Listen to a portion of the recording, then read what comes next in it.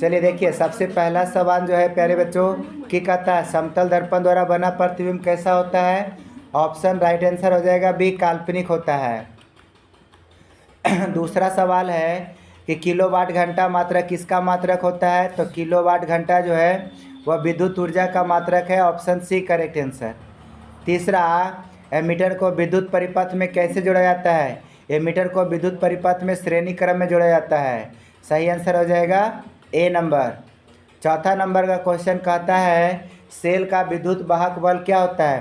देखो, सेल पर जो विद्युत वाहक बल होता है वह सेल द्वारा इकाई आवेश पर किया गया कार्य होता है। Option C correct answer.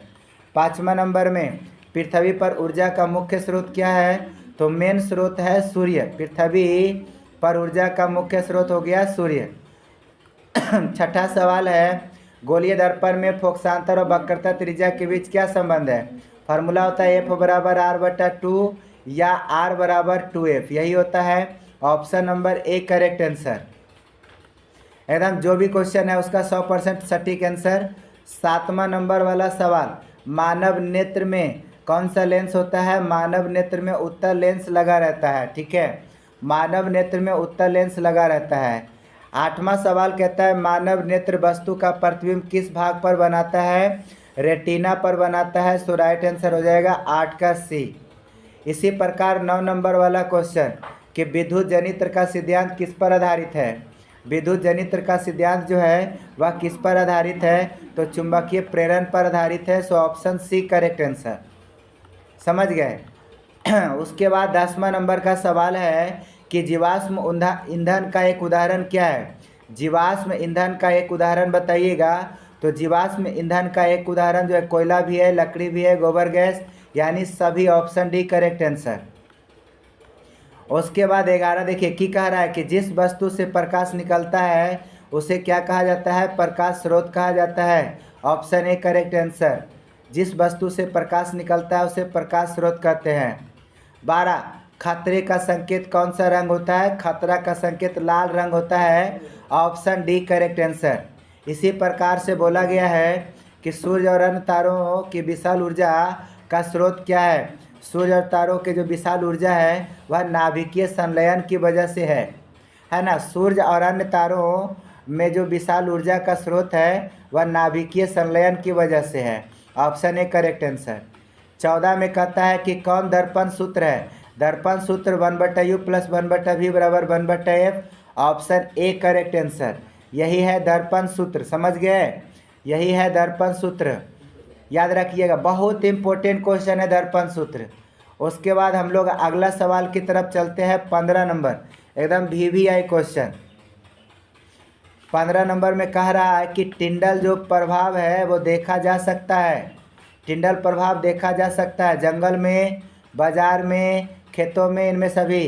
तो देखिए केवल जंगल में टिंडल प्रभाव देखा जा सकता है। राइट आंसर हो जाएगा ए, है ना, जंगलों में देखा जा सकता है। इसी प्रकार देखो 16 सबसे इम्पोर्टेंट क्वेश्चन, तारों के टिमटिमाने की जो व्याख्या है ना बुआ, वो किस सिद्धांत पर आधारित है। तारों के टिमटिमाने की व्याख्या किस सिद्धांत पर आधारित है।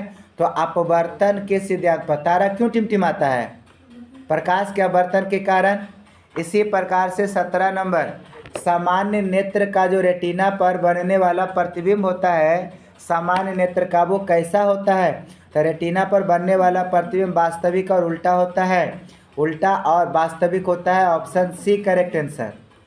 18, आप बताइए किसी बल्ब से 1 मिनट में 120 कूलम आवेश प्रवाहित हो रहा है, विद्युत धारा का मान क्या होता है। I बराबर होता है Q/T। अब यही होता है ना, Q का मान है 120 कूलम टाइम 1 मिनट मतलब 60 सेकेंड। अब हल करेंगे तो हो जाएगा 60 दूना 120, 2 ampere. Option B correct answer. Clear है, 2 एम्पियर। उसी प्रकार से देखिए 19 नंबर का क्वेश्चन VVI है कि बताए किसमें पॉजिटिव और निगेटिव का चिन्ह नहीं होता है। तो कुंडली में पॉजिटिव निगेटिव का चिन्ह नहीं होता है। सो राइट आंसर हो जाएगा सी। 20 नंबर में लघु पतन के समय विद्युत धारा का मान क्या होता है। बहुत ज़्यादा हो जाता है, माने बहुत अधिक बढ़ जाता है। Option A correct answer. आज का जो भी वीडियो है वो एकदम इजी क्वेश्चन दिया हुआ है, पूरा इजी। विद्युत चुंबकीय प्रेरण की खोज किसने किया था। तो विद्युत चुंबकीय प्रेरण की खोज फैराडे ने किया था। ऑप्शन ए करेक्ट आंसर है कि नहीं। पूरा इजी इजी क्वेश्चन दिया हुआ है। 22 नंबर में चुंबकों के सजातीय ध्रुव बीच आपस में क्या करते हैं। तो जो चुंबक है और उसी का सजातीय ध्रुव जो है वो आपस में ना तो आकर्षित होता है ना प्रतिकर्षित होता है। सो इनमें से कोई नहीं हो जाएगा, ठीक है। ऑप्शन में डी करेक्ट आंसर। अगला 23 नंबर कहता है कि विद्युत मोटर जो है परिवर्तित करता है। देखिए विद्युत मोटर जो है यांत्रिक ऊर्जा को विद्युत ऊर्जा में बदलता है क्या। विद्युत ऊर्जा को यांत्रिक ऊर्जा या रासायनिक ऊर्जा को विद्युत ऊर्जा या विद्युत ऊर्जा को रासायनिक ऊर्जा। तो जो विद्युत मोटर है वह विद्युत ऊर्जा को यांत्रिक ऊर्जा में बदलता है। ऑप्शन बी करेक्ट आंसर है ना। अगला हमारा सबसे इम्पोर्टेंट क्वेश्चन है 24 नंबर। लेंस की क्षमता का ऐसा मात्रक क्या होता है। डायोप्टर होता है और एक डायोप्टर में 1 मीटर की power -1। Option number C correct answer, ठीक है। उसके बाद 25 नंबर। आकाश का रंग नीला क्यों दिखाई देता है। प्रकाश के अपवर्तन के कारण। Option number A correct answer. प्रकाश के अपवर्तन के कारण। Option number A correct answer. आकाश का रंग नीला क्यों दिखाई देता है। प्रकाश के अपवर्तन के कारण। उसके बाद हमारा अगला सवाल है 26। विद्युत चुंबकीय प्रेरण की खोज किसने किया था। Faraday. Option B correct answer. वही बार बार आ रहा है, ये दोबारा आया इसी सेट में। फिर कहता है 1 किलोवाट घंटा कितने के बराबर होता है। 3.6 × 10⁻6 joule. Option number A correct answer. समझ गए। पूरा इजी इजी है, आराम से मारिएगा। 28। एथेनोइक अम्ल को सामान्यतः क्या कहा जाता है। एथेनोइक अम्ल को सामान्यतः क्या कहा जाता है। तो एथेनोइक अम्ल को ही एसिटिक अम्ल कहते हैं। उसके बाद हम लोग अगला सवाल की तरफ बढ़ेंगे। कहता है ना कि भारतीय संगीत प्रणाली में संगीत के कितने स्वर होते हैं। 7 स्वर होते हैं। Option C correct answer. सा रे ग म प ध नि सा। 3 3 6 2 8 स्वर होता है। अच्छा 8 स्वर नहीं 7 स्वर होता है कि। स्वर तो 7 होता है, फिर से वापस आ जाता है ना। हाँ 7 स्वर ही होता है। उसके बाद अगला 30वां नंबर।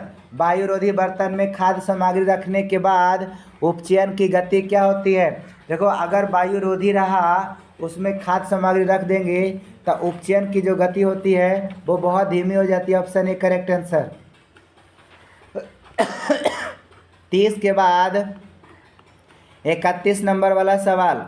नीचे दी गई अभिक्रिया में कौन सा कथन सही है। देखिए ऑक्सीजन का योग हो रहा है मतलब उपचयन अभिक्रिया है। कॉपर का ऑक्सीकरण हो रहा है। Option A correct answer. Copper का अवकरण नहीं होगा, सिर्फ और सिर्फ ऑप्शन ए करेक्ट आंसर।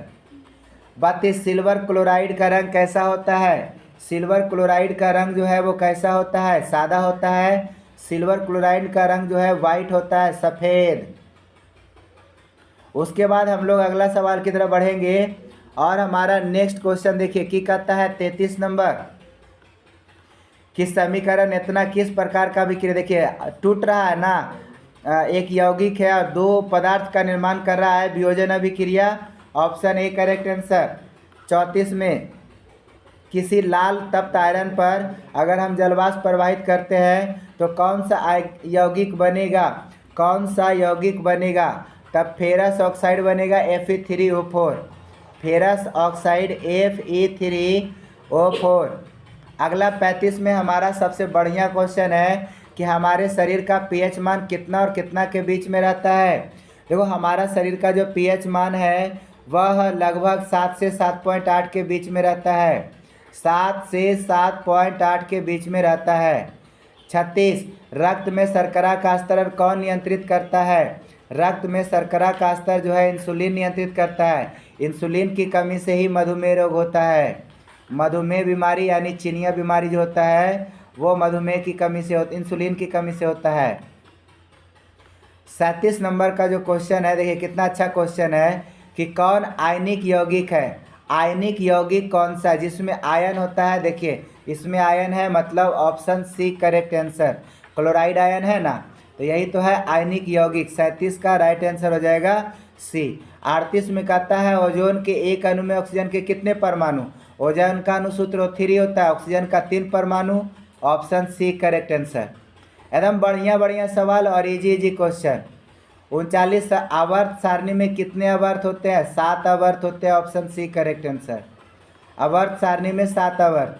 अगला है 40 कैल्शियम सल्फेट अर्ध हाइड्रेट या कह सकते हैं सेमी हाइड्रेट का दूसरा नाम क्या है? CaSO4 into half H2O। बताइए यह किसका है? जिप्सम का, प्लास्टर ऑफ पेरिस का, विरंजक चूर्ण का, या इनमें से कोई नहीं? तो 100% राइट आंसर हो जाएगा प्लास्टर ऑफ पेरिस। क्लियर है? उसके बाद हमारा अगला सवाल है ऑक्सीजन की परमाणु संख्या कितनी होती है? 8 में oxygen. Option B correct answer. 1 picometer कितने मीटर के बराबर होता है? Atto femto pico. तो यह हो जाएगा एटो की पावर कितना होता है?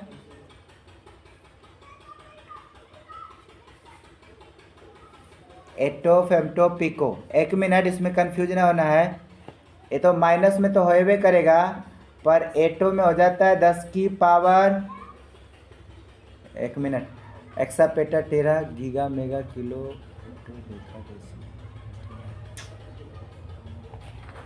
चलिए ठीक है, इसका राइट आंसर हो जाएगा 10 की पावर -12। पर हमको याद आ रहा है, हम बता ही देते हैं। एटो का होता है 10 की पावर -18। जो नहीं जानता है लिख लेना, हम यहाँ पर याद आ गया है। एटो का 10 की पावर -18। फेम्टो का होता है 10 की पावर -15। और उसके बाद पिको का होता है 10 की पावर -12। ठीक है, एटो फेम्टो पिको। नैनो का पूछेगा 10 की पावर -9। अब बता दिए कुल लेके। नैनो में 10 की पावर -9, ये हो गया नैनो। समझ में आ गया? एटो फेम्टो पिको नैनो। इसी प्रकार से मिली आएगा 10 की माइक्रो। माइक्रो आएगा 10 की पावर -6। मिली आएगा 10 की पावर -3, है ना? तो अब पूरा क्लियर हो गया, इससे बाहर नहीं पूछेगा। इतना पूछ दिए ना, एक रस बाहर है भी नहीं करेगा। अगला आइए 43 नंबर। 43 नंबर में एथेनॉल का क्रियात्मक मूलक है। एथेनॉल जो है एल्कोहल है। ऑप्शन ए करेक्ट आंसर, है ना? एथेनॉल में हो जाएगा option A correct answer. CHO aldehyde है, COOH CO कीटोन है, और ये कार्बोक्सिलिक अम्ल है। सभी का बता दिए। OH रहेगा एल्कोहल, CHO रहेगा एल्डिहाइड, और उसके बाद COOH रहेगा कार्बोक्सिलिक अम्ल, और CO रहेगा कीटोन। ये सब नोट कर लीजिएगा। अगला हमारा 44 है। किसी अभिक्रिया में भाग लेने वाले पदार्थ को क्या कहते हैं? अभिकारक। Option A correct answer. अभिक्रिया के बाद जो पदार्थ बनता है उसे कहते हैं प्रतिफल। अगला 45 नंबर, साधारण नमक का रासायनिक सूत्र NaCl। Option B correct answer. 46 में कौन मुख्यतः बायोगैस है? मीथेन को बायोगैस कहा जाता है। Option B correct answer. Biogas methane को कहा जाता है। अगला है पोटेशियम की परमाणु संख्या 19 में पोटेशियम, 20 में calcium. Option 19, option number A correct answer. कहता है कि कौन दुर्बल अम्ल है? कौन सा दुर्बल अम्ल है? तो CH3COOH जो है कार्बोक्सिलिक अम्ल सबसे दुर्बल अम्ल है। ठीक है। अगला कार्बन क्या है? कार्बन धातु, अधातु अथवा उपधातु। तो कार्बन एक प्रकार का अधातु है। Option B correct answer. समझ गए? अगला है 50 नंबर, नर युग्मक और मादा युग्मक के संयोजन को क्या कहते हैं? तो नर युग्मक और मादा युग्मक, अच्छा क्या बनता है? तो जाइगोट का निर्माण होता है। Option A correct answer. 50 का राइट आंसर हो जाएगा ये। नर युग्मक और मादा युग्मक के मिलने से जाइगोट का निर्माण होता है। 51 में कहता है कि किसी जीव का जो जीनी संरचना है वो क्या कहलाता है? किसी जीव का जीनी संरचना जीनोटाइप कहलाता है। Option B correct answer. 51 का बी नंबर राइट। 52 नंबर में कहता है मैदानी परिस्थितिक तंत्र में तृतीय उपभोक्ता कौन है? जो ठूसता है, जानते कोची? मांस, जो उसी को कहते हैं तृतीय। अब इसमें देख लीजिएगा 52 में हरा पौधा क्या हो गया? पहला मेंढक हरा पौधा को खाता है। तो देख लीजिएगा 52 में राइट आंसर साफ हो जाएगा। इसमें तीनों सबसे ज़्यादा ठीक करेक्ट आंसर। 53 में कहता है रक्त में आयरन की कमी से क्या होता है? एनीमिया रोग होता है। Option C correct answer. अगर रक्त में आयरन की कमी होगा तो एनीमिया हो जाएगा। जो भी क्वेश्चन बता रहे थे हम धड़ाधड़ उड़ ले जाइए। 54 कवक में पोषण की कौन सी विधि जाती है? कवक में पोषण की मृतजीवी पोषण पाई जाती है। कवक में मृतजीवी। ऑक्सिन क्या है? ऑक्सिन एक पादप हार्मोन है। पादप hormone. Option C correct answer. उसके बाद हमारा अगला सवाल है 56 नंबर में कि बताइएगा मानव में डायलिसिस किसकी प्रक्रिया है। डायलिसिस जो है वो नेफ्रॉन की प्रक्रिया है। Option number A correct answer. 56 का 100% राइट आंसर हो जाएगा ये। अगला है 57 में वायुमंडल में कार्बन डाइऑक्साइड की मात्रा कितनी है। 0.03। देख लीजिए option number C correct answer. 58 नर युग्मक और मादा युग्मक के संलग्न को क्या कहते हैं। कहता है बौनापन, किण्वन, मधुमेह। कोई नहीं है इसमें से। क्लियर है। अगला कहता है 59 नंबर कौन एकलिंगी पौधा का उदाहरण है। पपीता एकलिंगी होगा। हाँ जी, एक मिनट। एकलिंगी मटर है। हाँ, मटर हो जाएगा एकलिंगी पौधा। पपीता द्विलिंगी, गुड़हल भी द्विलिंगी, सरसों भी द्विलिंगी, तो एकलिंगी हो गया मटर। उसके बाद 60 नंबर कहता है 60 में कहता है मुकुलन द्वारा प्रजनन किस में होता है। ईस्ट में होता है। मुकुलन द्वारा प्रजनन ईस्ट में होता है। Option B correct answer. 61 malaria उत्पन्न करने वाला मच्छर किस तरह के जल में रहते हैं। मृदु जल में, मीठा जल में। Option C correct answer. ठीक है, मलेरिया उत्पन्न करने वाला जो मच्छर होता है वह मीठा जल में रहता है, यानी साफ जल में। यहाँ पे ऑप्शन ए होगा सही आंसर। पहले तो ए है तो साफ जल होगा। ऐसे मृदु जल भी रहता है पर साफ जल है ये, तो ए करेक्ट आंसर होगा। अगला है डेंगू उत्पन्न करने वाला। ये भी आई है। डेंगू उत्पन्न करने वाला जाता है साफ जल में, वही सेम टू सेम। ओजोन परत पाई जाती है किस में। ओजोनोस्फेयर। ओजोन परत आयन मंडल में पाया जाता है ना रे, तो आयनोस्फेयर हो जाएगा। Ionosphere. Option C correct answer.